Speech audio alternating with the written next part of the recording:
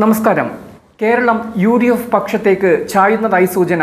കേന്ദ്ര IB report നൽകുന്നതും ഇതേ സൂചനയാണെന്നാണ് ലഭ്യമായ വിവരം. 100ഓളം സീറ്റുകൾ UDF നേടും. കേരളത്തിൽ പ്രകടമായ അടിയൊഴുക്കിൽ LDF അടിപതറും. 40ഓളം സീറ്റുകൾ മാത്രമാണ് LDFന് പ്രവചിക്കുന്നത്. കേരളത്തിന്റെ IB റിപ്പോർട്ടും ഇതേ സൂചന തന്നെയാണ് നൽകുന്നത്. ഭരണവിരുദ്ധ തരംഗമില്ലെന്ന് LDF പറയുന്നുണ്ടെങ്കിലും അടിയൊഴുക്ക് ശക്തമാണെന്നാണ് സൂചന. LDFിലെ പല മന്ത്രിമാരും അടിപതറും എന്നാണ് പ്രവചനം. വലിയൊരു മുന്നേറ്റം ഇക്കുറിയും BJPക്ക് സാധ്യമായേക്കില്ല. ഒരു സീറ്റ് മാത്രം, അതും നിയമം മാത്രമാണ് BJPക്ക് പ്രവചിക്കുന്നത്. 40ഓളം സീറ്റുകൾ LDFന് പ്രവചിക്കുന്നുണ്ടെങ്കിലും അതിലും താഴെയാകാനാണ് സാധ്യത. മൂന്നാം തവണയും കേരള ഭരണം എന്നത് CPMന്റെ സ്വപ്നം മാത്രമായി മാറിയേക്കും.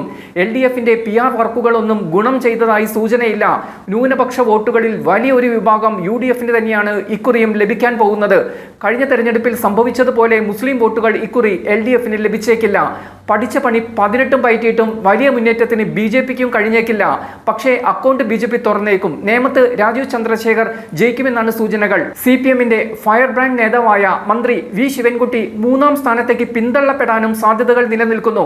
LDFന് ലഭിക്കുമെന്ന് ഉറപ്പിച്ചു പറയാൻ കഴിഞ്ഞിരുന്ന വട്ടിയൂർക്കാവ് സീറ്റ് പോലും നഷ്ടപ്പെട്ടേക്കും. ഇവിടെ K മുരളീധരന് വ്യക്തമായ ആധിപത്യമുണ്ടെന്നാണ് വിവരം. തിരുവനന്തപുരം സെൻട്രൽ സീറ്റിലും ഇക്കുറി അട്ടിമറി നടന്നേക്കും.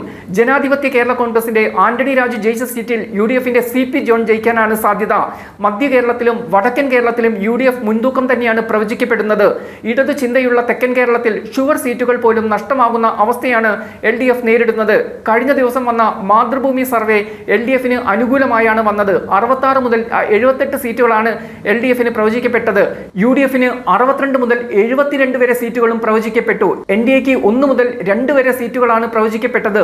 ഇതിന് നേർ വിപരീതമായാണ് IB റിപ്പോർട്ടുകൾ.